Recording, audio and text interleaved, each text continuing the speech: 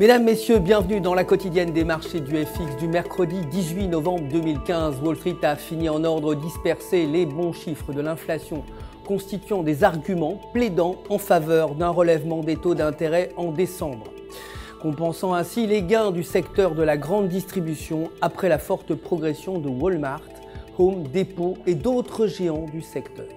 Le Dow Jones a donc progressé de 0,04%, le S&P 500 a quant à lui cédé 0,03% et le Nasdaq a bondi de 0,38%. Le dollar américain s'est inscrit en hausse par rapport aux devises majeures après les bons chiffres de l'inflation aux États-Unis qui ont ravivé les espoirs d'une hausse des taux directeurs de la Fed en décembre. Le taux d'utilisation des capacités a été conforme aux attentes, atteignant 77,5%. L'IPC sous-jacent sont restés stables à 0,2%. Les permis de construire devraient s'élever à 1,15 million contre 1,11 précédemment. Et le compte-rendu de la réunion du FOMC sera publié. Côté matières premières, l'or a reculé de 1,26% pour finir à 1070$ l'once. Le cours du baril de brut a pour sa part baissé de 1,84% pour s'établir à 40,97$. Côté devise, l'euro s'est déprécié de 0,41% face au dollar pour clôturer à 1,0643.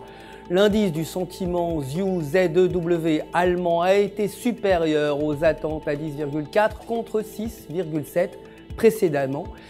Et techniquement, selon le graphique de 1 heure, la paire se situe sous la ligne de tendance baissière avec l'indicateur momentum inférieur à 0. Cela aboutit à une baisse vers 1,0750. Une hausse de l'indicateur pourrait à l'inverse faire remonter la paire vers 1,0750. La livre sterling s'est légèrement appréciée face au dollar pour clôturer 1,5216. Techniquement, selon le graphique de 8 heures, la paire se situe sous le niveau de la résistance à 1,5260 et si elle reste à ce niveau, elle pourrait chuter à 1,5150.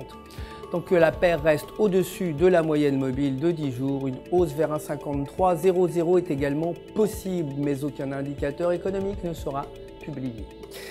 Voilà, c'est tout pour aujourd'hui. Je vous remercie de nous avoir suivis. Je vous retrouve demain, bien sûr, pour la suite de l'actualité des marchés. En attendant, restez avec nous sur www.ufx.com